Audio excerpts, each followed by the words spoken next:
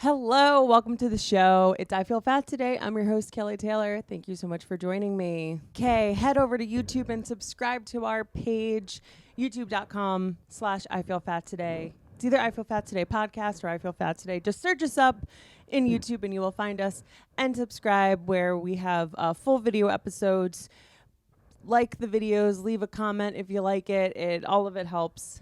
Head over to head over to Apple Podcasts and give us a 5-star review. It would mean the world. Would a 5-star review mean the world? Like the world? I mean, it would mean a lot. It would be helpful. I don't know.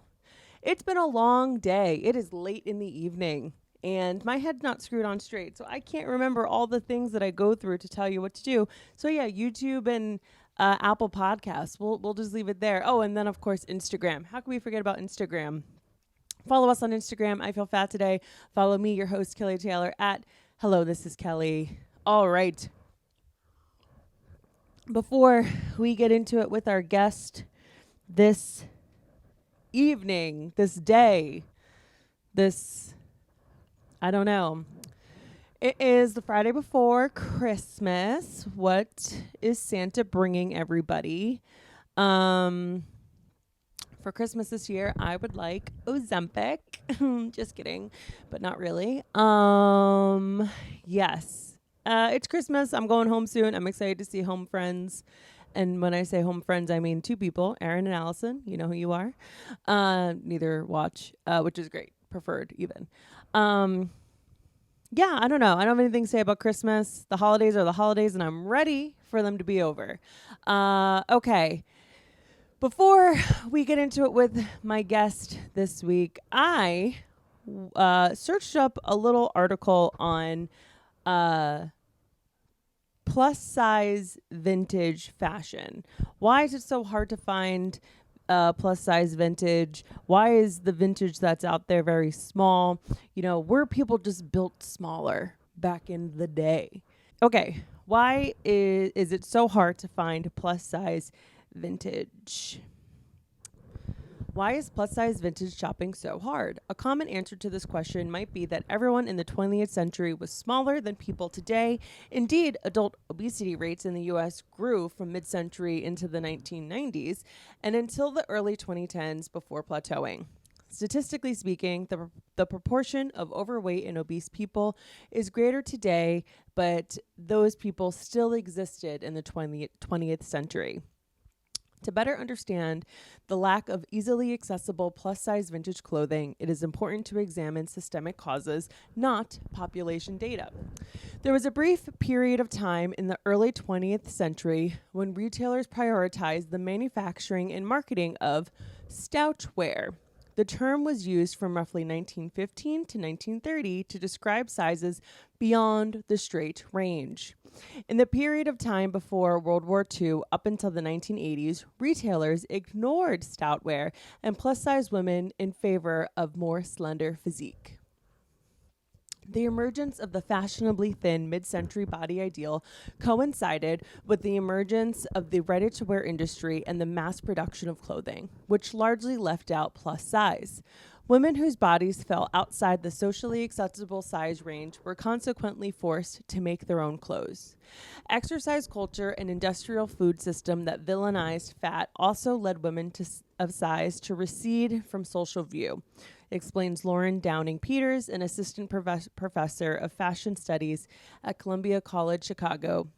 Peters' doctoral thesis explored the relationship between the construction of the female body and American fashion in the early 20th century. Stoutwear retailers shifted their strategy at the time, and there was a new market for chubby patterns in the 1950s, as they were called, but catered to young girls and teens. After stoutwear ended, and before plus size in the 1980s emerged, women's were sewing for themselves. Emma McClendon, the associate curator of costume at the Museum of Fashion Institute of Technology, also explains that within vintage fashion, there exists a survival bias. That is skewed towards straight size clothing, meaning that straight size pieces that often find their way into vintage stores and museums are valued above plus size garments and survive to make it into historical record. So that's saying that the historical record pieces, or the pieces that are on historical record, are that of straight sizes or smaller sizes compared to plus sizes.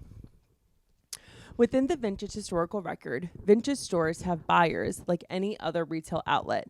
And in some way, there is a bias in retail where buyers don't buy certain sizes. There's going to be that in vintage as well, McClendon tells Racked. But we have clear evidence that there was a range of bodies in the 20th century, not just what we see presented in films or as a skewed view. As described in a 2017 Racked article, vintage clothing might be broadly defined as garments that have enough age on them that they no longer are current, yet have sufficient style to make them chic. Within the designer realm, Givenchy was one of the few luxury brands that bothered to offer an extended range in the 20th century. Today, luxury brands continue to largely ignore the plus category. The combination of survival bias and lack of mass-manufactured plus-size clothing between the 1930s and 70s leads us to where we are today, with the deeply lacking availability of fashionable plus-size vintage clothing relative to straight sizes. Kate Lauder, the owner of Feng Shui Vintage in Brooklyn, regularly seeks out plus-size vintage to add to her inventory, stocking up to a size 5X at any given time, and admits that much of her plus-size inventory comes from the 80s and 90s. The 1980s not only ushered in oversized silhouettes, but also the return of plus-size clothing manufacturers, which is why so many vintage stores that offer plus-size clothing rely on garments from that decade. The Lo Marie Vintage, which runs an Etsy shop for vintage clothing, also attempts to stock as much plus-size vintage as possible, but notes that the sizing inconsistencies that plague shoppers today are not unique to the 21st century. Although the availability of well-made plus-size clothing has improved incrementally thanks to initiatives and inclusive designers like Christian Suriano and retailers like 11 Honor, there's hardly parity in fashion and retail industry that time again values thinness over all else. Ultimately, the preservation of plus-size clothing comes down to how we frame fatness as a moral imperative, and whether we push back against the notion that the human body is not an oversized object subject to trends. Yep. So I thought that was interesting, as I always say, but I thought that was interesting because I feel like when you talk about vintage clothing, and believe me, I had a vintage phase. I wasn't a new girl. And I always felt like I was at any size my body was in. I always felt excluded from being able to easily find vintage clothing. And I always attribute it to, people were smaller back then. America's so fat now. And it's like, yes, of course, we have gone up in size as a country, but that is the result of like medical advances and industrial farming and the Industrial Revolution. Like, there are many reasons why America is quote unquote fatter now. Okay, so you want us to be smaller? I guess we'll have more malnourished babies if you insist. But it wasn't that people were just smaller. It was that it's the clothing retailers of the time in the early 20th century were biased towards straight size or smaller comparative to plus size people. And so that's why there's just more clothing in rotation. And it's not that the clothing didn't exist. It's that manufacturing plus size clothing between the 30s and the 70s sort of is why we are where we are today. It just wasn't that there wasn't fat people. I come from a long line of fat people. It's that the clothing was being made for those of a smaller physique. And also it notes that people back in the day were making more of their own clothes. So, all right. Yeah. So that was interesting. Anyways, I hope you like that. We got a quick intro for you today because I want to get into it with our guest. We have another amazing guest. Oh, gosh, I am just knocking it out of the park with these people. Truly so great. I have a wonderful conversation with a fellow sorority girl and another East Coast elite. Please welcome stand-up comedian Kitty Reynolds. We're doing it live. Kitty, thank you so much for coming on. Thank you for having me. So great. I was really so excited excited to talk to you because you're my favorite follow on the internet. You are. You're not just I'm saying not just that? saying that. I promise you, I'm not just saying that. Oh, that makes me so happy, like sometimes dude. I like repost your TikToks and I'm like, I hope like she's not noticing and like thinking like I'm just trying to like suck up to her. Like I'm No, like, I love the it. world needs to see this. Dude, thank you so much because I feel you see me because we were circling around each other on Twitter for a while. Yeah, so we yeah. know there was like 10 of us, I feel like, in comedy and then like Yeah. 20 other people who are on Twitter. I haven't been on in a few months. Me neither. But so I feel like you saw who I was as a creator. Absolutely. Which is absolutely kind of I'm not trying to please anyone. Yeah. I'm just trying to be like building a portfolio. Absolutely. So so I feel like you saw me and I thank you for that. Absolutely. Thank you so much. I feel like you also look at things like a platform like TikTok with the same sort of eye that I do. Like I promise you posted this one TikTok that I think about once a day. I wasn't going to talk about this, but you posted this one that I think about once a day where you're like, influencers when they're trying to make money. And it's like, this serum is literally the best thing I've ever used. And I'm like, that is such a funny way to put it because it's like, yeah, they're telling you about products that they love, but like they're trying to make money. Right. And it's so funny. It's You can't trust them. No, you cannot trust them. And You I can't have trust been them. negatively influenced 100%. And you used to be able to trust. Like Yes. I don't know if I feel like we're in the same generation. Yeah. I mean, if we're not in very similar age group, I was a part of the early YouTube makeup guru. yeah. Like, yeah, that's our I age. lived on YouTube. Right. So like that was pure a golden era of YouTube, which was like pure value for the sake of just like, this is the mascara I like and I've used it for 20 years. And so here you go. None of this like, I'm going to try the new, Yep. marketing package I just got. Yeah. And it was just like beautiful education at its finest. Yeah. Nothing else. Yeah, that's what it was. Nothing else. And now it's just like, every video has a link. Everything. I can't fucking trust you. You know, because it used to be on TikTok how I would just immediately scroll past the videos. Anytime I saw it was like a gray highlighted in very small words, it said sponsored post. And I was just like, all right, none of this is useful to me. Right. Now everything has that damn link, the orange link. Right. And it's like, sometimes it's entertaining. Sometimes they're just trying to sell. And at the end of the day, there's an orange link there. Right. No matter what, the link is there. No matter what. It's not. Nothing is going to change that. Yeah. And I can't. Like sometimes I'll buy it and I know I'm being silly. Yeah. I'm like, I'm going to try this stupid fucking thing and I don't care and whatever. But most of the time I'm like, can you stop teaching young girls that this is the key to beauty? Absolutely. That's the one thing where I'm like, can we fucking not? Can Yeah. we stop creating this narrative? Like, we know this is wrong. Yeah. We've talked about it for 20 Ad years. nauseam. At nauseum. We saw it with Victoria's Secret. It's still the same fucking shit. Different devil, same, same devil, different clothes, whatever the fuck. And it's like, enough Enough. of the links. Yeah.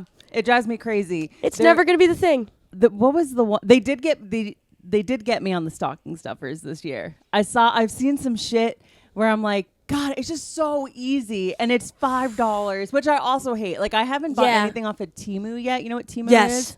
I haven't bought anything off of Temu because I already feel bad for the amount of trash that I as an individual produce. Right. I'm not trying to sound like whatever, but I'm like, Temu, that is just like... I feel like anything you buy off of that website has to smell like gasoline and shit. Can I tell you? I bought stuff on Temu. I'm here to tell you about it. Tell me. So I feel the same way. The weight of my carbon footprint does lie heavy. Absolutely. But it's like nothing's going to change really. No. It's going to be. And I'm but a man. Right. And I'm just going to stop doing as much Amazon is really what's in my power. I'm just doing less Amazon, a few more CVS trips. Okay. I love this fucking guy. I love him.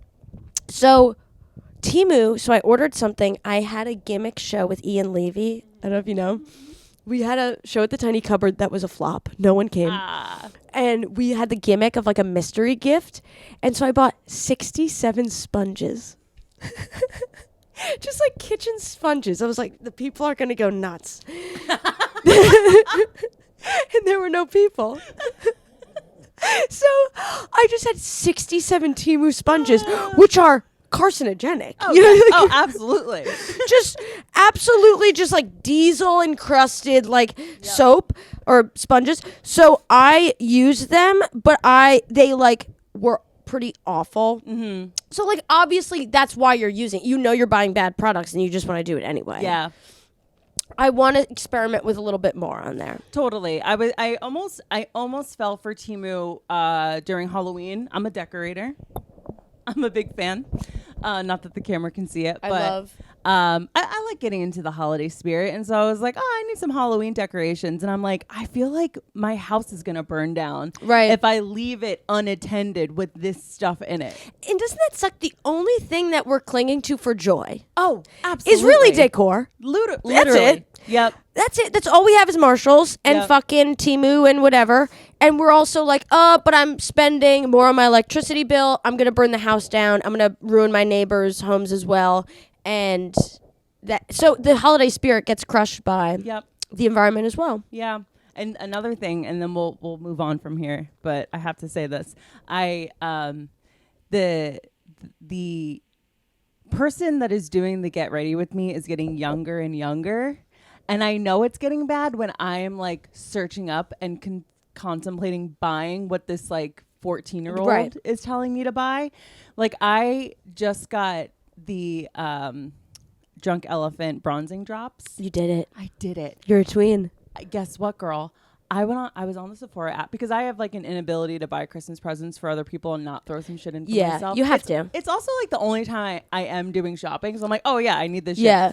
So I search up Drunk Elephant to see what I could find. Right. Innocent search. The peptide moisturizer. That's good, dude. In the applicator where you push it and it swirls perfectly, and then you can take the bronzing drops and drop it in. I was like, I'm gonna like have a career once I buy this. Like this is going to change my life. Suddenly the world opens with that fucking canister. Well, guess what? That canister was $68. And I was like, I can't do it. But they got me on the peptide. They got me on the bronzing drops because they priced that at $38.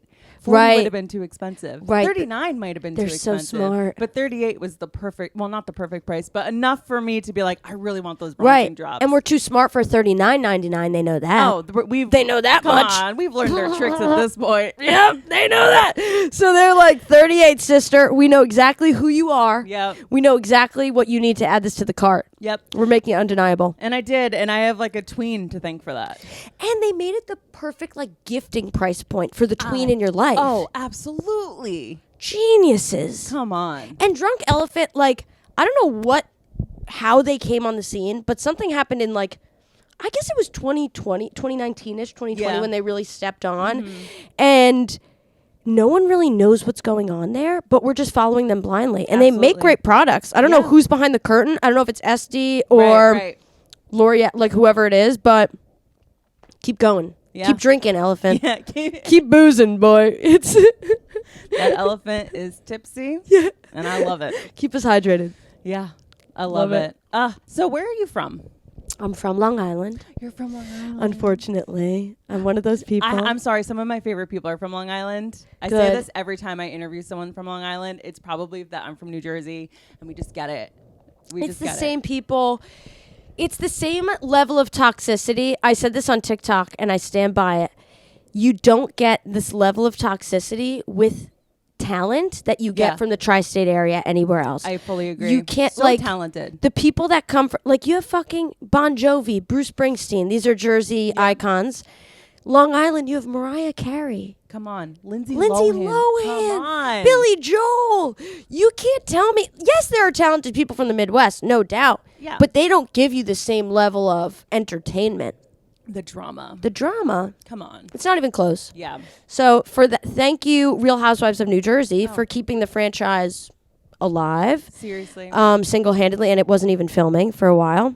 I know. They really So, weren't. I'm currently on my rewatch, and I am on season 9 reunion. Season 9 might be the best season, I think, so far. Is that the season? Which season is 9? So that's the season when Jen, the Turkish woman. Okay. She came in. Jackie came in. Yeah. Who I love. Jackie's love key. Jackie. And the reason why I say it's the best season is because it had probably, I said top 5 when I was texting people about this, but it honestly might be top 3. But their fight in Cabo, where Teresa had just gotten done doing her bodybuilding competition, so she could like drink. She's like, let's go party. Mm-hmm. And so Teresa was friends with Margaret, and then flipped to be on Danielle's side. Yes. And then so you had Teresa and Danielle screaming at Margaret, and then Melissa and Dolores, who then started to square up against Jen. It was such a good fight. You don't betrayal. get TV like that anymore. No, you don't. You one. don't. And that is, again, the magic you can only get from Jersey. Yep. The magic, like Jersey Shore. Oh, come on. Are you kidding me? This is a Jersey original. What grade were you in when Jersey Shore came out? I was in middle school. So actually, when it came out, I'm not sure, but I remember enjoying it like 7th, 8th, 9th grade. Okay, yeah. So I think it must have been 6th, 7th Yeah, grade that it makes came sense. out. Yeah. And it was like, I mean, we already were aware of Guido's. Yeah. Because I'm Italian. Like, we were aware of the culture. But to have it on display like that for the world to understand. Yeah. And then to go into a world where, like, we went away to college, people want to identify where you're from, who you are, and for people to already understand because of that show in a way that probably people 10 years ago from where we're from had to only explain in story was so beautiful. To be able to be like, oh, I'm loud and weird, and you know that personality trait from Jersey Shore, so you can accept me a little better. Totally. And understand that, like, I'm not abrasive. Right. Like, this is just how we operate. Absolutely. Yeah. I agree with that assertion of the show. Oh, Finnegan, you're cutie. I have lint rollers, don't worry. I'm in heaven. I'm in absolute heaven. Are you kidding? He likes you. Yay. Yeah, I agree. And Jersey Shore came out when I was in high school, and I was like, an emo kid, whatever, like had a scene MySpace kind of thing. And then I went to college where it was like all North Jersey people. And so that summer I started going down to Seaside, and I was just like, oh, it is what the show, like Jersey Shore is Jersey Shore. Like, it totally is. It is what it is. You know? The epitome of it. Oh, man. I love it. I love it so much. Being from like Jersey, New York, I think you go through phases of like loving that identity and hating it. Oh, absolutely. And I think right now I'm in a loving it phase because I think after my Italian videos and stuff, I was like, you know what? This is it's different. It's fun. And like, it's fun to have like this sort of, I don't know, textured whiteness. Absolutely. And this is probably coming from just because I can identify with it. Your videos, like, what's the word I'm looking for? I relate to them in a way where it almost feels healing. Good. Where it feels like home. Yeah. Even though I'm not even Italian, I'm Irish and I'm Polish, but like, it's just very like East Coast. Yeah, and it's like, it's not even an ethnic personality as much as it is tri-state. Absolutely. Because it's like my Irish relatives, we talk like that too. Yeah, yeah. And like, it's just the cadence almost of how you talk and the things you worry about. Yeah. And like, those are my favorite comments, are like, this is so comforting, or like, this so takes me comforting. home. Absolutely. Because like, it really is. it's an impression of my grandma. My mom doesn't really talk like that. Yeah. It's so funny. People are like, "Oh, your mom must be like this Right. caricature." I'm like, my mom has like a PhD. And Yeah, she's yeah, like, she's, kinda like, very chill. smart. Yeah, she doesn't have an accent at all. She's like kind of an anomaly for like Suffolk County, Long Totally. Island, and so I'm really kind of being my grandma. And I think at first I was kind of like, oh no, she's gonna be rolling in her grave because I just, Right. I just care about what the Right, dead right. think. We always have those intrusive thoughts where like they're watching and they're judging this. Yep. And I was like, oh no, she's gonna be rolling. And then after a bit, I was like, fitting in something the stuffed animal. And I was like, no, I think it's remembering her. Like You're I think honoring it's her. actually honoring Yeah. and celebrating the culture, not sort of like making fun of it. No, it's not making a mockery Right. of it at all. And it's a dying breed, so it's like Yes. let's keep this alive, Yeah, totally. like in art, in media. Let's like keep this alive because it's going away. Absolutely. Yeah. Do you follow the TikTok account Mia and Craig? They No. are in that furniture store in Long Island. No. Oh my God, I'm going to send it to you. You're going to be obsessed with them. Okay. And then the other person I have to ask if you follow, do you follow Leah Cucina? She's like this New Jersey mom that has 2 kids and a husband, and she just... Oh, yes, I do. Yes, I do. I need to get her on the show. I am She's obsessed incredible. with her. She heals my inner child. I'm not kidding you. She is the mother of the internet. Mother right of the now. internet. She's not verified. No, Like, she's just a woman. She's just a woman. She's just a gal, just Yeah. making food, Yeah, just doing her thing. literally. Just She's in her like, I kitchen. don't consider myself an influencer, but like I feel like Right. and I'm like, I literally commented on one of her videos. I was like, I literally duplicated your Costco haul, Right. Because you just get the best stuff. Like, Right. oh. I'd say you're an influencer. Yeah, you are an influencer. I would but say. the right kind. She does not steer you wrong. Right. She's the influencer that I want. The person who's, you can tell, not looking to make money from it. Because that's when you can sniff it out. And you're like, don't Absolutely. fucking sell to me. Give me value. And that's what she's doing. She's like, okay, I'm just fucking around on my phone. Yeah. This is crazy that I got all these views. Yeah. This is weird, but like whatever. I know. She's not pulling a Michaela where like No. Michaela, we lost her after she started making money. Absolutely. We totally lost Michaela. She started out so cool. Right. And with Leah, the way that she like talks about food and like feeds her kids and honors their hunger and like just whatever they want. Like, oh, what do you like?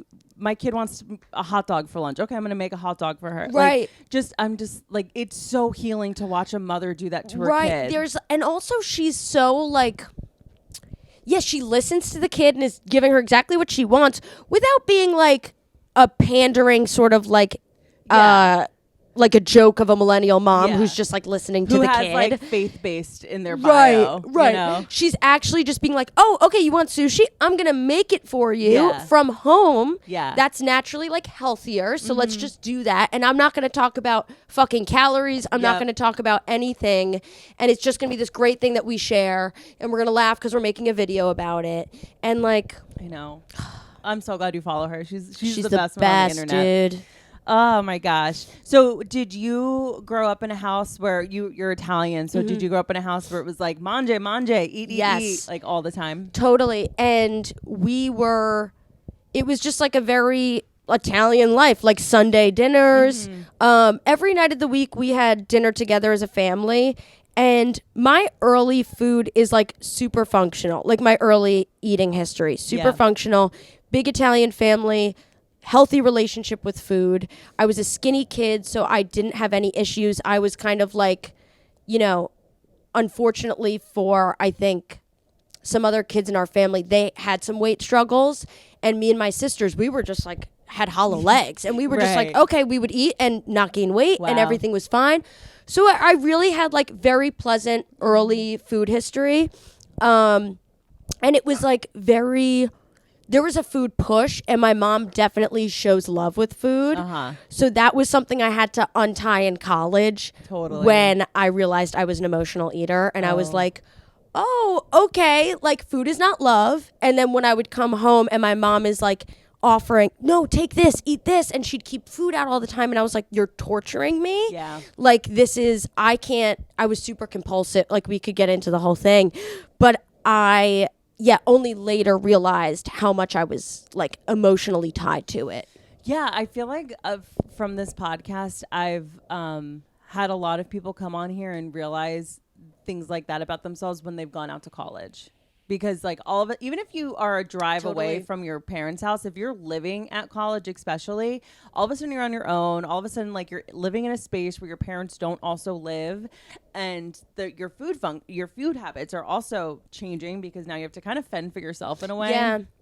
And you have like access to almost like a 24/7 buffet in Right. some cases for some college campuses. I would say for Right. most, You know? have to temper your own access. Yeah. And that was so daunting for me. And also, I think it was the first time I really saw and was tortured by seeing the way other women were eating. Yes. Because for me in high school, I would have lunchtime. Yeah, then I'd go home for like you really didn't see the way other people ate. And in college, when I would struggle with food, I was like, oh no, but she's eating a salad for lunch but she had that for breakfast and she's really thin. So like, and I would go through the math of just comparing myself.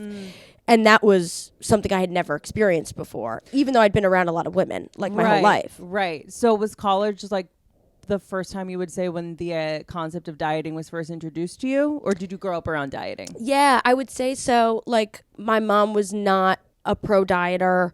She was a thin woman. She didn't really worry. And also she had been raised with women who had pretty severe eating disorders. So she was very keen on like no scale in the house. Oh, like wow. She How was actually progressive. really progressive. Yeah. And it's kind of sucks for her that got undid kind of in my adult life. Yeah. Or like in college because I was set up for success. Totally. So dieting was something that I saw other women doing in high school. I would say around prom is when it started to become a thing. Yeah. I would hear other women talk about it, but again, didn't apply to me. I was like, oh, that sucks. Like, I can't believe you guys are already feeling this way. Yeah. I only heard women talking about it like that. Adults. Right. I thought this was like an age-related concern, but wow, I didn't know you guys didn't like your bodies and were trying to change them. And then in college, I just swallowed my gum. I like actually, I think, started to research it for myself. Right. And that's when I was like, actually, because I just started gaining weight. And then, but not like anything out of the ordinary. Normal college weight, let's say fucking 5 pounds, nothing Right. to call home about. Yeah. Then I got SA'd. Oh, yep. That'll do it. And after that, food was my only numbing, like food and drinking. And so, and I drank so fucking much that the food had to be the thing that I, experimented with to lose weight. Got it. Because there was no shot in hell You were I was going not to drinking turning off less. the drink valve. Even though it doesn't matter fucking what you eat all day. If you have fucking 10 vodka sodas, like, I know. you're going to have a whole pizza after. So Absolutely. And you also like, I don't know if this is what you were thinking, but like, I remember being, and even now, even my girlfriends now being like, I'm having a tequila soda, I'm having a vodka soda. Like they're always choosing those options because it's like the low calorie option. Yes. And it's like, there's still like, there's sugar. There's calories in the alcohol, like in the toxin of alcohol. There's calories. So like, right in that recipe, there is already calories. So like you're losing. Yeah. Oh my God. I gave up Chaser for Lent. Like as almost like a dieting thing. Like, cause I was like, I don't want to be drinking soda. Sicko. I'm drinking Crystal Palace, like plastic bottle, fucking vodka, no chaser for like 2 months. Disgusting. But that's how kind of like crazy I got because I was. Don't bring Lent into this. Right. Okay? It wasn't even a God thing. I don't even believe in fucking. I know. I'm a retired Catholic. I was just like, okay, let's just take out soda. And after I was SA'd, I really had to control my body.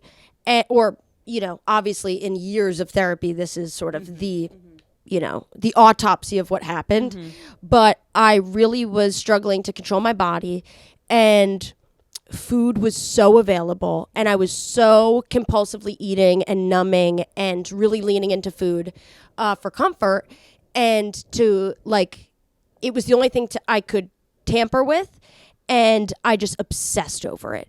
And the dining hall was just like its own fucking minefield.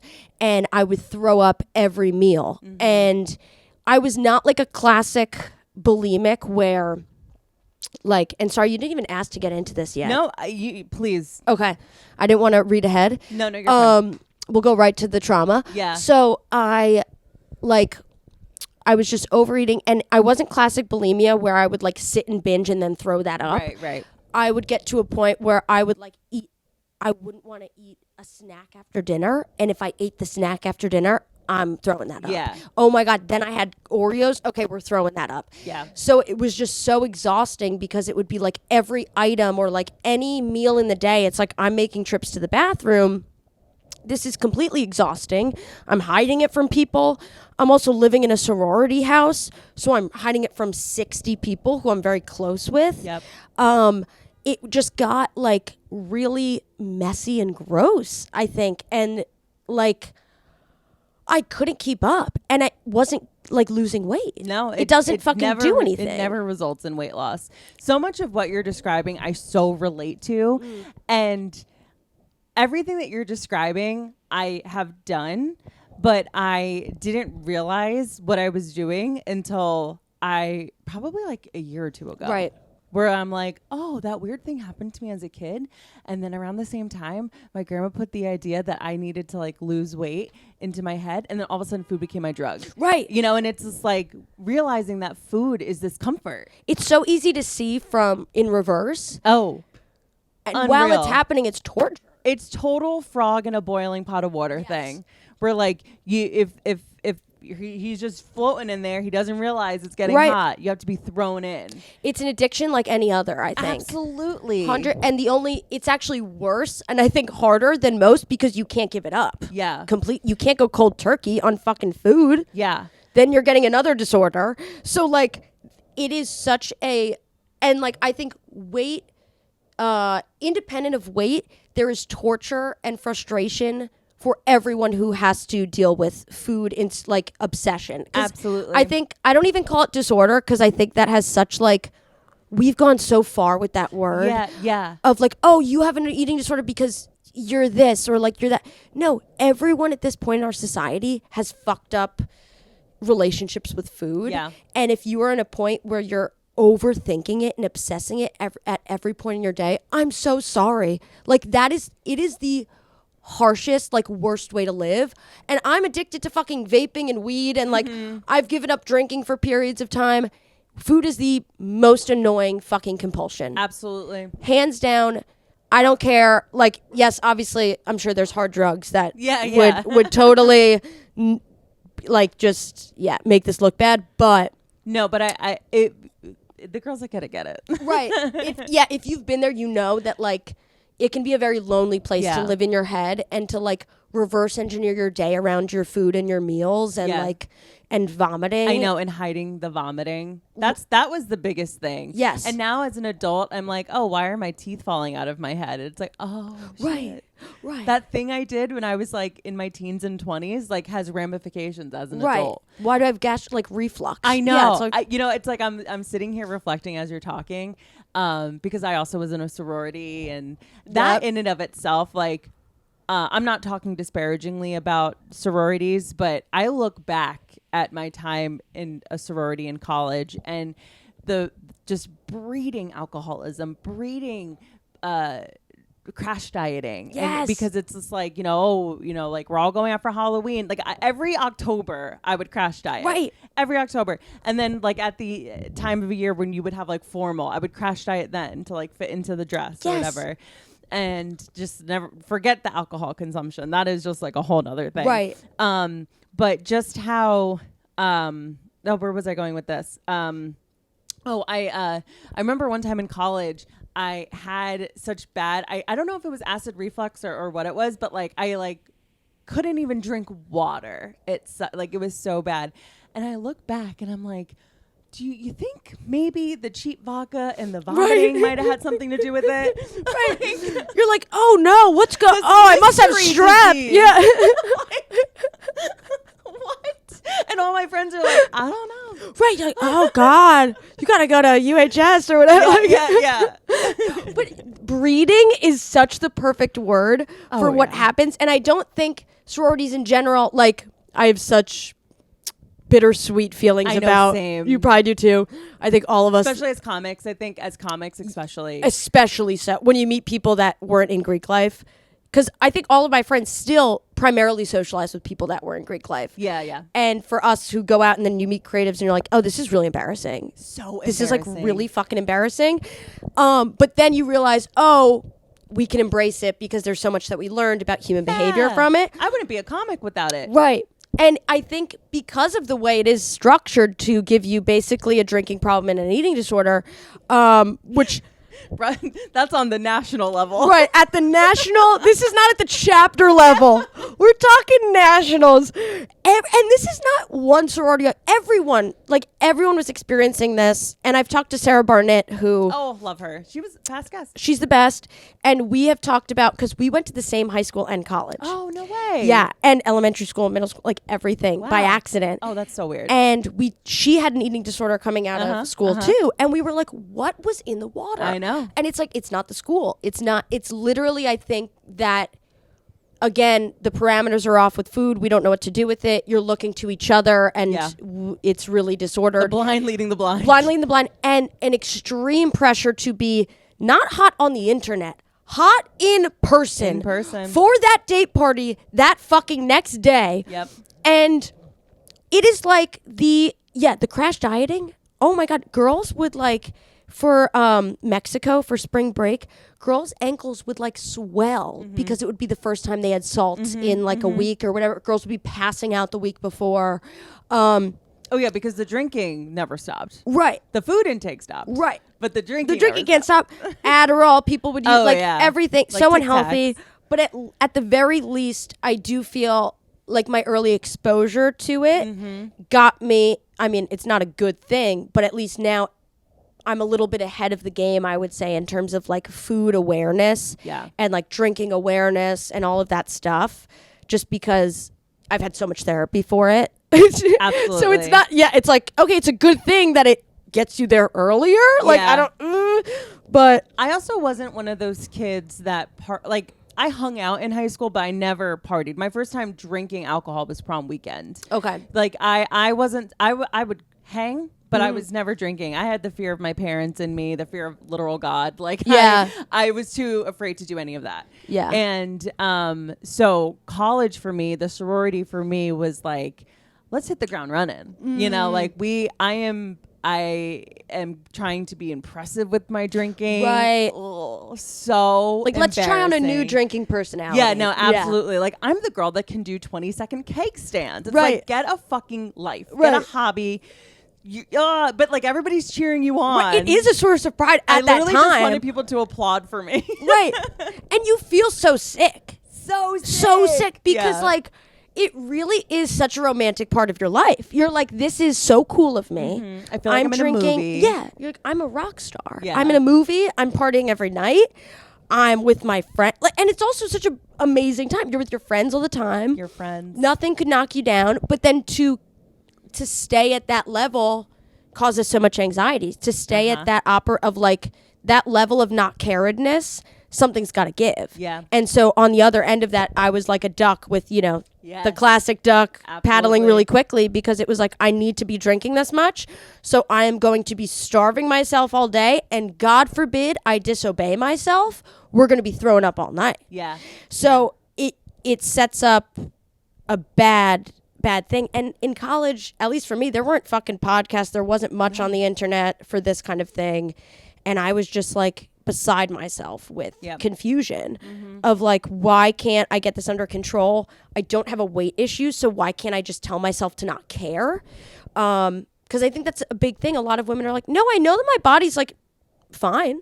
What? I'm actually comfortable with it in a photo or something, but why am I so obsessed with all of this? I think also to that end, when I think back to how I felt looking at photos of myself at that time, I would have a breakdown because I'm oh, I look horrible. I'm so much bigger than my friends in this photo. God, yeah. Meanwhile, I'm taller than them. Sorry, I'm 5'8", which isn't even that tall, but like I don't know why all my friends are like under 5'5". Like Right. everybody was so like much shorter. I was so much taller, and it's just everybody is a sexy baby. Yeah, and I'm about to- yes. And so like I felt like a monster amongst these sexy babies, and I look at those photos and I'm like, we didn't have the term body dysmorphia back then. And I would frame those photos now.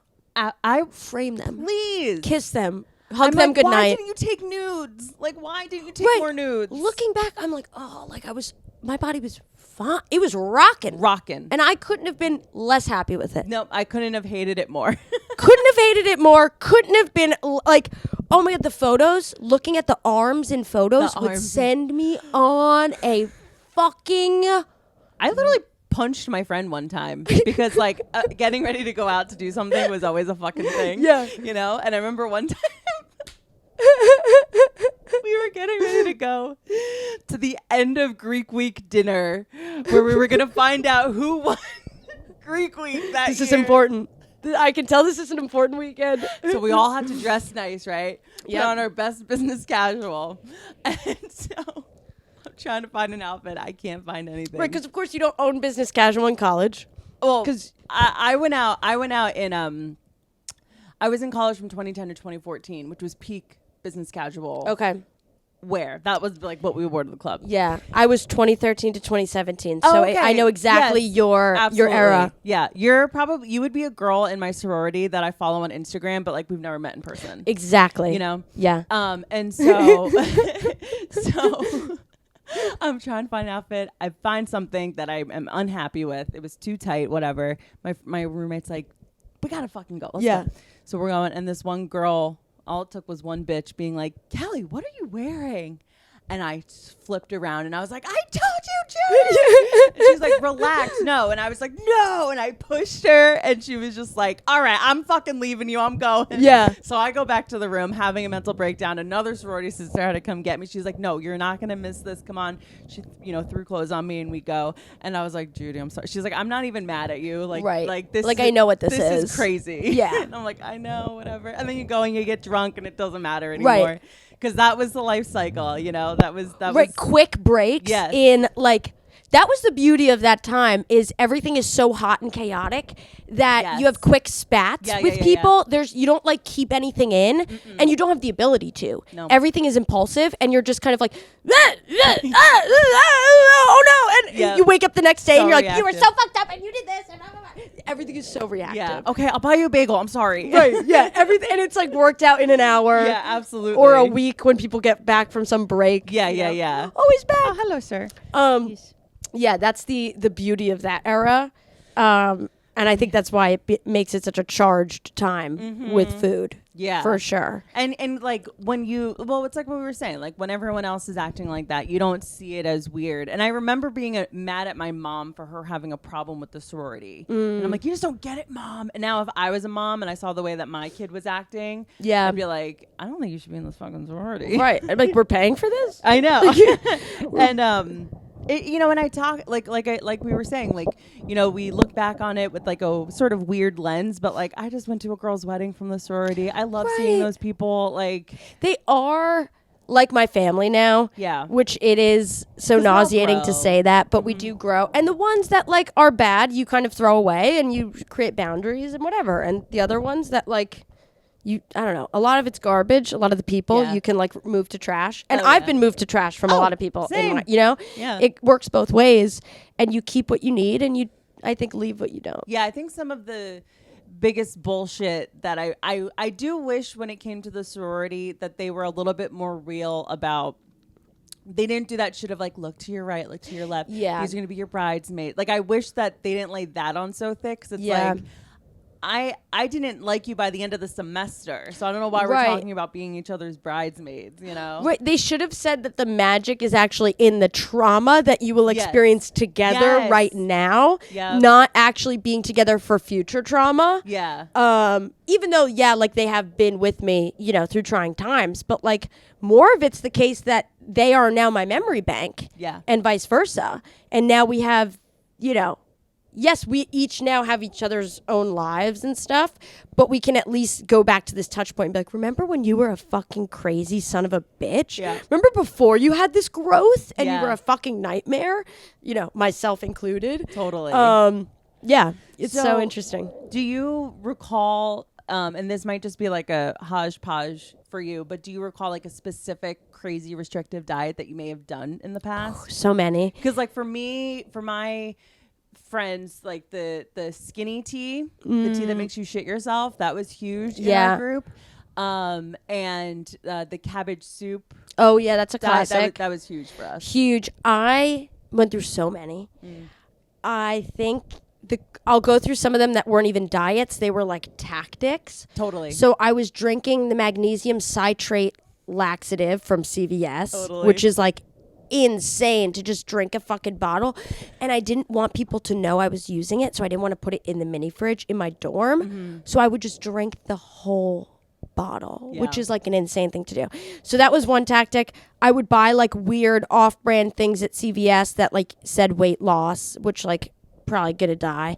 And then Just put Slim Fast on my tombstone. right, just Literally. like you know what's happening. I mean my exercise like OCD got really intense. That's a whole different thing. The craziest one I think was the military diet. Okay. And then Whole30 I think was crazy for its own reasons, but I think the military diet was one that I did frequently in college that was I think the most intense. And I don't know if you're familiar with no, it. can you explain it?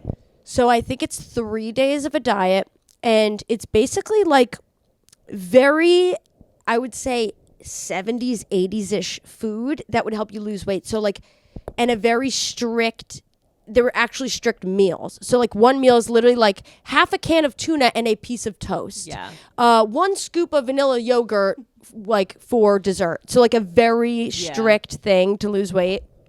And then Whole30 I did in adulthood, like after college when I was not vomiting, but still not having a comfortable relationship with food, and did Whole30. And it was like, I gained weight, dude. Yeah. Because I was eating so much fucking nut butter. Because it was like, you know, keto, paleo, fucking no, you're not drinking, you're not doing whatever. I literally gained weight. Yeah. And I wanted to off myself. My skin looked good, but like, I was like, oh my God. Well, because I like Whole30, keto, those are one of a few diets where people talk about that they've went on them and then they've ended up gaining weight because it's poised as you can eat whatever you want as long as it's those these specific things. But you can't tell that to a binger. No. Because we'll binge take everything. it to 10. Right. And what I wish someone had told me when I was going through all of this madness, and I had a therapist, I had a doctor who was like talking to me about the science of it. What someone should have just fucking stared at me in the face and said, it's how much you're eating until this behavior subsides and until you can find a comfortable balance. You are going to drive yourself mad. Yeah. Because the diets fall under sort of the wellness industrial complex that's like, no, food isn't, like the messaging is so mixed with food. Food isn't bad. It's just the kind of food you eat. No, it's really the amount. Yeah. As much as we don't want to talk about it, it really is the amount. And the more that we try to like push these alternative narratives, it's just like driving people. It's just making other people money. Yes. And like driving this cycle of like driving women mad and men now too, I think very much so. You know, going back to what we were talking about, like TikTok influencers trying to sell us things on the internet. I mean, the amount of wellness influencers, like the Melissa Wood Healths of the world, like all of these these influencers that talk about how like I do movement for me, and like all of that. Like I look at their pages and it's hard for me as an adult who's like, I've seen these tricks before. I understand the game. But to be the idea of like a 16-year-old seeing a Melissa Wood Health Instagram page, or like, and not just her, like insert any influencer, where like you see them make like a meal that's like 250 calories and they're like so nourished. Right. And you're just like, oh, you're setting them up to be starving later. Right. To binge their face off. Because that was my biggest thing was, and honestly, to a certain extent, something I still struggle with is just restricting myself all day. Don't even get me started on intermittent fasting. Oh, like restricting myself, and then all of a sudden it's like the dam breaks, and I can't control. I have this like hunger that cannot be satiated. Yes, it drives you mad, and also we put it in a discipline, like in light of our own self-discipline, which makes it even more confusing. And we're told that because of all the marketing that's been based on male science of male bodies, we've been told that you can eat the same exact thing every day and exercise the same way every day. And if you don't, it's your fault. That's what you have to do to be a healthy person. And women are literally on a fucking monthly cycle. Like we are just never going to be able to eat the same way every day. And how liberating it has been to be like, no, I'm getting my period. I'm building an organ in my body right now. I'm going to eat like a fucking savage for these next 2 weeks, and I won't have a scent of guilt because I know that it'll even out after my period, and that hormonally I'll actually be at like probably a more comfortable period with food, and then I'll go back to like eating a ton. Yeah. And like when you get comfortable with that aspect of your body, which is easier said than fucking done, to like submit to the actual crave. Oh my God, to actually submit to what your body wants. Intuitive eating is the hardest diet ever. Right, and it's the only effective one. I know. And it's like, but to actually try to deprogram ourselves from everything that's been put into here.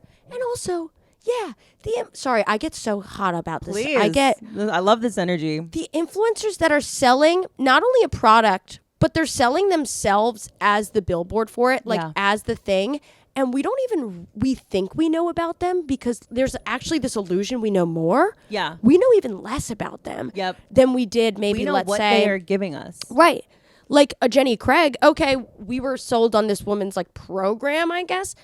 I'm being sold on Emily Mariko's diet because I want to look like her. Like that's an insane level of subtlety that I don't think we're even diving into as a society yet, of like what this all means for young people. Because I keep saying women, I don't want to be binary. It's like but I do think it affects people who are more feminine. I think that would be the better way to say it, is like anyone who is femme is like has this pressure to look a certain way, and we're just being sold different things in different more sneaky ways every year. Yeah. I know. I think that's what makes it feel so insidious, is the sneakiness of how things are being sold to us, and how you don't even realize it. Like I'll be staring at like a random thing in my pantry where I'm like, I only bought these 0-calorie bullshits because I saw Alex Earl had them or some bullshit, and it's like, I'm 30. Like, why am I falling for this? It took me so long to be like, oh, I don't like fucking egg and avocado combination. Yeah, right. Like that's not my taste. Yeah. Like I'm picking that up from someone else. Yeah. And like this is a product of a trend, not a product of what I want. Mm-hmm. Like I'll never forget this. I was in Trader Joe's in DC when I was living there, and it was like pretty peak food insecurity for me. Insecurity makes it sound like I was impoverished. Like obsession for me. Yeah. And just really overthinking everything. And I was staring at this olive tapenade from, not kidding, fucking 7 minutes. You know, like just like reading every ingredient. You know, like this is this gonna make or break my physique, you know? And it's like not gonna fucking matter, you know? And this guy just comes over and he goes, "You like olives? Get it." No way. I swear to God. And I was like, okay. And I literally just put it in my cart. Like I was like, thank you. I have not stopped thinking about that. Yeah. Like that was probably 10 years ago now. That's it. That's the whole, I think that sums it up. It's like, you can't Jeez, Vin. Okay, relax. Sorry. Eat what you like and hopefully have the strength to be able to control the portion. Yeah. That's it. Like, that's really, I think, the only fucking savior. I've read so many fucking books about this. I've done worksheets. You know, like, I have the amount, I've done Noom. I've done, like, I can't tell the amount of fucking, like, literature I've spent, like, reading on this, and it really is, like, eat mostly fucking plants, not that, like, what is the Michael Pollan saying? Like, eat plants, not that much, and, like, whatever. I think also, like, there are so many weird compulsions that happen with food where it's like, I've done Noom before, Weight Watchers, all of them. And the compulsion of writing down what I'm eating, like the amount of food journals I've kept since before I've had a period. Right. I've had food journals. Oh my God, you poor thing. Which is crazy. You're in the young generation of, of food. Oh yeah. I mean, I was going to Weight Watcher meetings with my mom and grandma. Like, it was just, you know. Oh, God bless you. Yeah. And because I come from a family where all the women had struggled with their weight. And so it just was like brought down. And like, I look back at being a kid, essentially a kid, and having my weight being a topic of conversation when really I was just probably like a chunkier little kid, like compared to my brothers, just smaller, I mean bigger. And you know, just being a kid, and how like I can look back at that and get angry and be like, why would they do that to me? But then when I like look at it again and I'm like, well, they were doing what they thought was best. Right. Because it also was a society in which fat people, if you were fat, you're like less valued. Like, we are getting better about that, like as a society. And like, yeah, people can say what they want to say about like, oh, it's health. You're going to tell this fat person they look beautiful, but their health. And it's like, you're not a fucking doctor. And all the medical information out there about fat people being of poor health is biased information. Right. It's actually incorrect if you like do a little bit of reading. Fundamentally incorrect. Yeah. Yes. Like, the BMI is bullshit. Yeah. Yeah.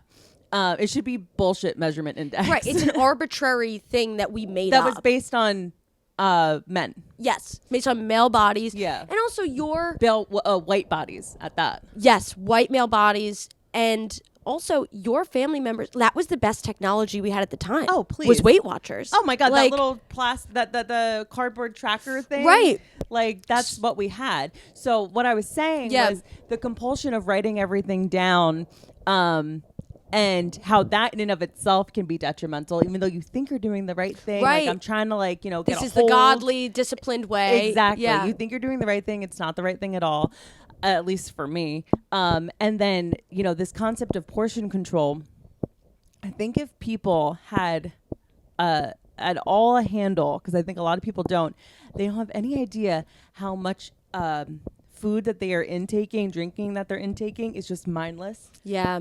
Trying to numb, and you don't realize you're doing it. Because as a kid, I didn't realize that's what I was doing. Right. I didn't realize I was numbing, like what you were saying, after what you have experienced, especially being in college, being in this new environment, how food was, it's like, it's kind of like heroin in a way. Like, I just want to numb out. Yes, I don't want to. It's escapism. And then the euphoria of a purge.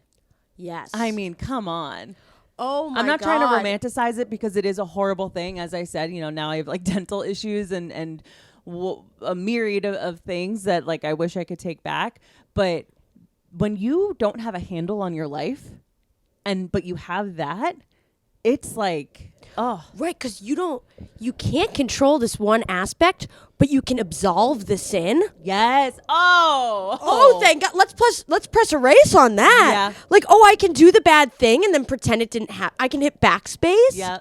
The relief. I also have a dirty little secret. People don't know about this. Oh. You know, like, you know, like I have this like thing that like, I'm not talking to my girlfriends about this. Like, nobody knows I'm doing this. I have this dark secret. I loved that aspect of it. I loved having a thing where it's like, well, nobody knows that I'm doing this. And all I have is the ability to go onto Tumblr and, you know, go to ED Tumblr and just, you know, find new methods and, you know, just commiserate with other sick people. It's such like a subculture. Yeah. It's such like a deviant subculture. Yes, But it's not deviant because it's guised in like, I think, angelic, or what we align with angelicism, like in our society, which is like being able to control your intake and your consumerism, because it is like, it's gluttonous, it's sinful. The other way you are, you know, when you are binging, like you don't identify with yourself. You're like, this is not who I want to be. This is not who I feel I am, and I can't stop it. And I want to be this like this girl. I want to be the one who can control herself. Like that's the woman. Yeah. You know? And you know, you mentioned Lent, and I also grew up Catholic. Did you go to Catholic school? No. Okay, so I went to Catholic school 13 years. And that feels like a Jersey thing as well. Oh, absolutely. We couldn't afford it, but we did it. Right. You know, everyone does it. Yeah. And I don't think I quite realized how much the idea of gluttony really fucked me up. Yeah. How, like the 7 deadly sins, I never wanted to be a proponent or a perpetuator of those things, and gluttony was huge for me because I already felt like I was too big. I already felt by just existing I was gluttonous, right? And so like the concept of like eating at all felt way too much. And every single Lent, it always was weight based. It always was food based. It always was like, all right, I'm going to stop drinking soda. Maybe not in the form of a chaser, but like in general, no soda, no fast food, you know, no candy. It was always, I think it always was food based. And that's the thing about like religion too. And for a lot of people, it really works. And for those people, keep on rocking. Yeah. But for people who have had like not so great experiences with, like, I don't really connect with it. I don't think you do either now. And it's like, no, that to me, those rules actually only helped me punish myself. Yes. That punishment was already there. Self-flagellation. Right. For a lot of people, they need this like code or this like other Leviathan to like supervise and feel like that sense of comfort and like parenting.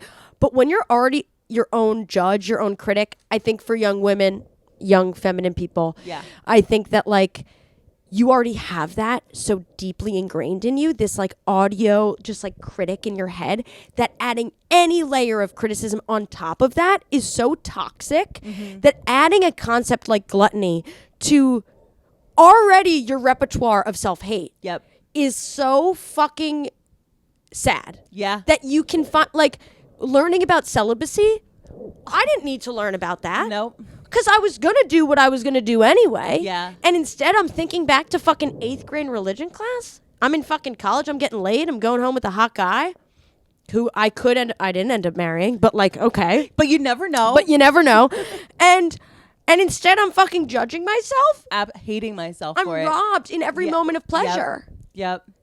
And I think, and tell me if you relate to this, but I also was a kid that like was waiting for the earth to fall off its axis at any moment.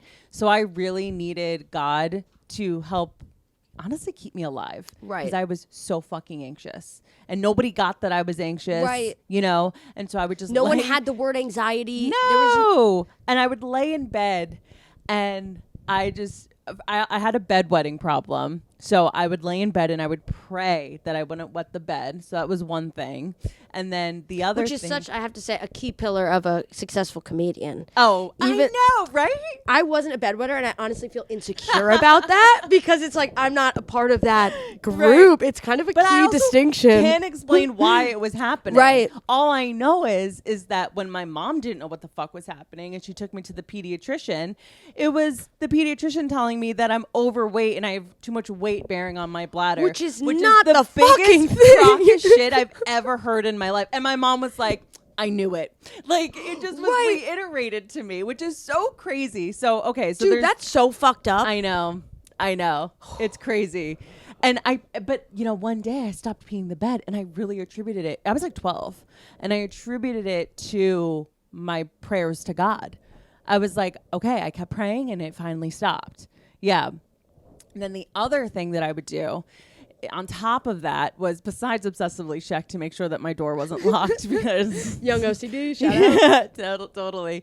And I would be like, okay, please watch over my mom, my dad, my brothers, my aunt and uncle, my grandma and grandpa, my Aunt Fran, my Aunt Noreen, my Aunt Judy, my Uncle Kenny, my cousins Bridget. And like I would list every night before bed. I would list anybody that came into my head, and and then I could go to sleep. God forget, like if you forget someone in the list, they're gonna die. I know, and like I like could feel like the tension alleviate from my chest as I was like listing off all these people that I needed God to protect. And so I bring that up to say, you know, I had to have a faith in God because I was like afraid everything was going to burn if not.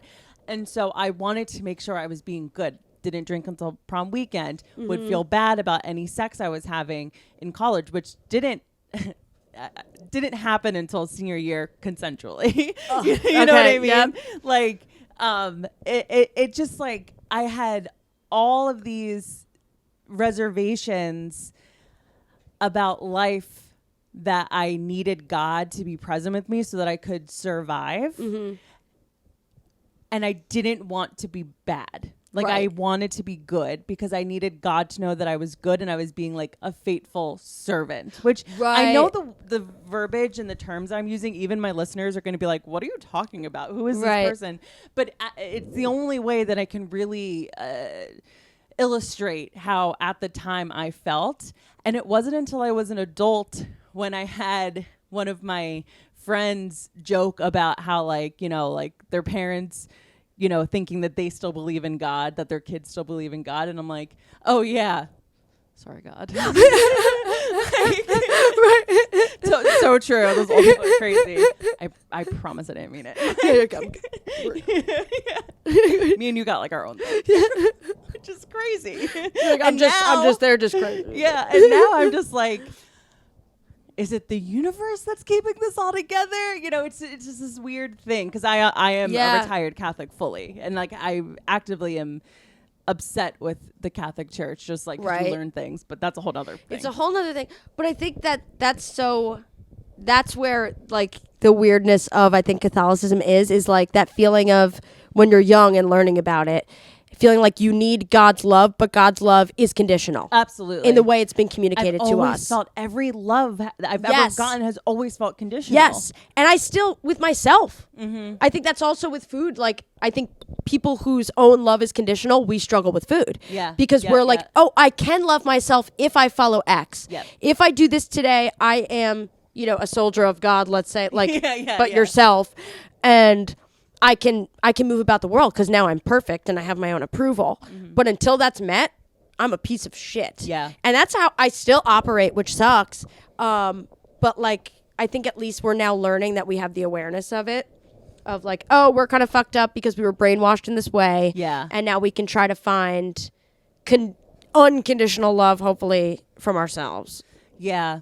Easier said than done. Absolutely. This food stuff is just it's so interesting to me that you grew up with a good food role model in your life, with the adults in your life, and it still got fucked up. Isn't that so shitty? It's so shitty. Because it's like, I can point to a lot of things in my childhood that I can say, oh, this is the reason I numb now, or this is, oh, my parents did that, even though, you know, I'm in the point in my own processing of my life where I can forgive my parents for, you know, anything. I can recognize where there were moments of trauma, but also say, oh, they were doing the best they could, and I'm grateful for everything that's all that stuff. But to then have all of that awareness and say, wow, it still got off course. I just like, I feel bad for my mom. I'm like, you had all the research. You were actually ahead of the game because you were like early in that eating disorder world. And one of her best friends really struggled with an eating disorder. So she had like gone to therapy with her friend, as a young woman. So she like knew how to talk about it. She had all the tools. And it's still, I think the dam still breaks because it's just the easiest way. It's the easiest thing in your life to control. Yeah. Or to obsess over. Because no one, when you first become an adult, there's really not anything else unless you've already picked up another vice to kind of lean into. So I think that's the earliest drugs that you can find for kids. I think that like it's the it's also like one of the best forms of love, so it's like a weird double-edged sword. And yeah, it's weird to look back and be like, wow, I was like this skinny kid who didn't give a fuck. Like, oh my God, in high school, I would eat so fucking much and like nothing really. I would just go run and I was on the track team. I would go run and fucking 7 miles, 8 miles. It didn't matter. Yeah. And then to finally have that damn break, it's actually, I think, I was like, wow, I get it now, guys. Yeah. I go, wow, this really fucking sucks. My poor friends who had to deal with this earlier in life.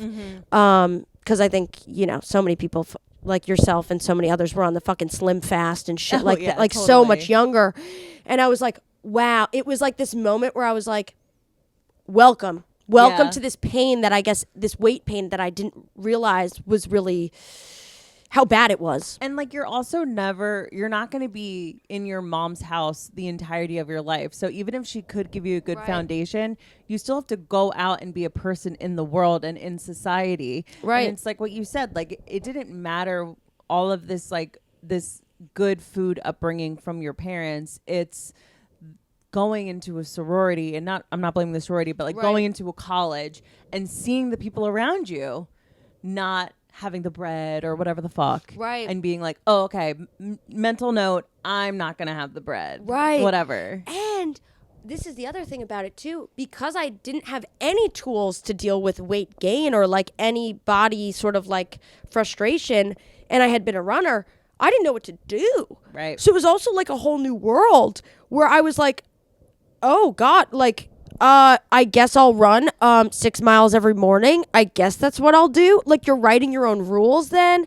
And that's all I knew. That was my response, was like, I'm going to over-exercise. In addition to trying to, like, tamper with the actual food amount. Yeah. I was like, I'm just going to be super OCD with how I work out. I do want to go, as we're wrapping up, can you explain a little bit, as much as you're comfortable with, like the exercise OCD that you mentioned? Yeah. So in college, when I was super bulimic, one of the other conditions that could get me out of vomiting is if I exercised X amount that I put in my head that was typically between 4 and 6 miles. Okay. And the money spot. For some reason, that could absolve me of the sin. Yeah. And if I didn't do that, then I would have to throw up. If I did that, then all of the food I ate that day could be forgiven. Right. So I would wake up, and I don't know where this part of me, I don't know how I can access her again, because she's the craziest part of me. Yeah, like she's the craziest bitch in there. I would wake up after like, you know, fucking 6 vodka sodas. Yep. And have my track, like my running outfit laid out for dead cold fucking Michigan. Like we're talking, you know, it's sub 30 degrees. And I have my little outfit picked out to go on my run. And I would wake up, put it on, and get out of the house and go for my run or go on the treadmill. Mm-hmm. And if I didn't do that, I would be so fucking beside myself that I would have to throw out my food. And I then I clung to exercise for a long time. Even after it wasn't as disordered, I still clung to it as the one thing that could save me from my food intake that day. Mm-hmm. So like long after college, I would be a Soul Cycle girly. Name the fitness class, I've fucking done it. You know, like name it. I have been there 3 times and made friends with the coach. Like, totally. Because I was just so like, oh, if I do the one, because then. Sorry, I go so many different directions. No. I was then also like, okay, well, now that I'm an adult woman, how can I be a functional adult woman? And, I think that's having my 1 hour workout and being dressed perfectly and having my hair blow dried and having my nails done, and it's all about maintenance. Yeah. And so I think having it perfectly scheduled in my day as this 1 hour block where not only am I checking off that I'm losing weight, hopefully, I'm also checking off that I'm like the perfect adult. Yeah. And that I could finally say like I'm a good steward and like I've become the adult that I've been trying to be through school, and now I have the job, and I can be this fucking Sandra Bullock in The Proposal. Absolutely. You know what I mean? Yeah, I know exactly what you mean. I can be that now. And I think that, so it was really weird and obsessive in college, and then it was less weird, but still as obsessive after. Right. But what's funny is like you said, health is not correlated to weight at all. I was so healthy in the moments that I was actually overweight and over exercising and like really eating healthy and like really kind of like, because my weight wasn't always connected with how healthy I was eating. Mm-hmm. Like now I would say I'm pretty thin for myself and I eat like shit. Right. Absolute shit. So I don't think it always makes sense. And when I was heavier, I think at those points I was actually super fucking healthy. Yeah. Way healthier than I am now. But now I'm at a great point because I don't think about food at all. That's the dream. I have a lot of great food freedom. But it has been through natural forces that I think, unfortunately, I wish I could go back and slap myself in the face and say, don't worry, you're going to lose 15 pounds when you get a nose job. Right. Or, because that actually happened. Or don't worry, you're going to lose 30 pounds in the pandemic because you're going to be so stressed about your life that you can't eat. Yeah. And then those things that I always hoped and prayed to God for, those cheating moments of like, if I could just lose 10, I swear to God, I'll never let it come back. Like those things that I would just like bargain for from Christ. Not actually, we're bringing up God so much here, but it's like two Catholic girls with weight issues. But it's such a helpful like metaphor. It's like all those things that I begged for, they happened, and then I was able to, from the research of all of the years of food therapy, to actually infuse that now and actually have a good, which God, I hope it lasts. I don't know. Right. Because like I never will like, oh my God, like hopefully it lasts, but luckily I have a point where natural forces came and saved me so that I got back to my ideal body set point, but with the comfort of having a healthy relationship with food. So a lot of people have asked me in the past few years, like people who know I have a weird history with food have been like, are you okay? Like, and I'm like, thank you for asking. Yeah. That actually means a lot that you're checking in. But I have to say, I know it seems like I'm thinner and that would actually seem like I'm not okay. I have never been happier with food. Yeah. And I need you to know that. Like you can rest on the pillow and know that I'm okay. I have never been so happy with how I get to eat now. I think I'm on now, sorry, and I'm doing my little wrap up kind of thing a little bit, where now I'm at the point where I'm trying to balance my hormones with food. Okay. So that's kind of bringing me back into the space where I'm even thinking about it at all. Right. So I talk about that with my therapist, and I'm like, I want to be able to change my diet without controlling it, and how can we really tread lightly here? But I think if for people who listen to this and are actively experiencing food trauma every single day, that's always going to be you're always going to think about food forever, but there are going to be moments in life where you have relief. Yeah. And I think I'm in one of those periods now. I think, oh my God, if I have a baby, if I am so blessed, I'm going to fucking off myself. Yeah. I'm going to fucking off myself with however my body looks. Right. Hopefully I'll get the strength to figure it out. But right now, things are okay. Good. Well, I mean, season. It's like you said, how as women we have cycles. It's like right now you're in this cycle of you're not thinking about food, like you're in a really good place with it, which is awesome, and I hope to be there. I think that's part of me setting out on this podcast was like, I want to get right with food. I want to just be happy with set point. I want, whatever that is, figuring out what that is. You kind of mentioned it. What I want to end on is, what would you really, like, if you had the ability to go back and tell the version of yourself, doesn't sound like you need this as a kid, but the version of yourself that is obsessing about whether it's food, like let's go to junior year Kitty, like what are you going to tell that girl? I think I would tell her what actually my therapist told me at that point, Cheryl, she was like such a fucking icon in my life. She was like, okay, so let's walk through how your brain is working with how you're freaking out before you're like vomiting.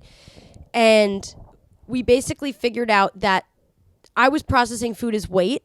Yeah. And that everything that was coming in would equal a pound. Like food equals weight, and it's going on and it's sticking there. And she's like, let's actually walk through what happens when you eat a piece of food. Let's actually fucking walk through. Okay. It goes in your mouth. It goes down your throat. It goes in your stomach. You process it, and then it excretes. And some of that may get converted to weight, and some of it may not. And that's what happens when you eat a fucking piece of bread. It's not the end of the world, and it's not going to be, there's no immediate consequence. And I think that's the biggest thing that was the advice then, and I think that's still the advice now of food is not weight, food is fuel, and however you can figure out how to divorce those things that make food something else and make it love or make it like drug or comfort. Like whatever comfort or scary and bad, do whatever you can to divorce from that, and if that is actually developing your own weird superiority complex with food about like, no, you're telling me not to eat bread or carbs, but I know, and getting really cocky and arrogant about your own research and being like, I know that that's not the fucking tea, and like keto could work for a week for you, but like I know that's not the fucking vibe. So sticking to your guns and being really confident about that research and knowing that you've gone further than most people and not getting set back by new information that actually isn't at your speed. I love that. Because it's really like, it's really hard to keep navigating through a world with so many mixed messages, I think. Gosh, beautifully said. Thank you. Beautifully said. Thanks so much. Oh my God, Kitty, this has been such a good conversation. Really? Okay, Thank good. you. Oh, please don't doubt yourself. This is amazing. Let the people know where they can find you. Okay. At Kit Reynolds on Instagram and at Reformed Hot Girl on TikTok, which I'm embarrassed about that handle, but it's a great handle. It I got banned once and I did that quickly and it feels a little cringe, but well, I'll it tell is you, what it is. Your handle being Reformed Hot Girl is it so shows that you're a comic, because as comics we have this like disparaging view of ourselves. Yeah. And so it's like, Reformed Hot Girl, but she's like hot. But it's like, no, you're not getting what I'm saying. Like I used to be hot. Like, right. like not even like looks wise. Like I used to be fun. Right. Like, I used to try to be hot. Yeah. You're like, I used to try to want to have people attracted to me. Yeah. And now that's out the window. And I don't know how to communicate that to you. Right. Amazing. Okay. So those are your handles. Everything will be in the description of the show, and we'll talk to you next Friday. Woo-hoo. Bye. Bye. Oh, there we go. Perfect ending. Sounding the alarm.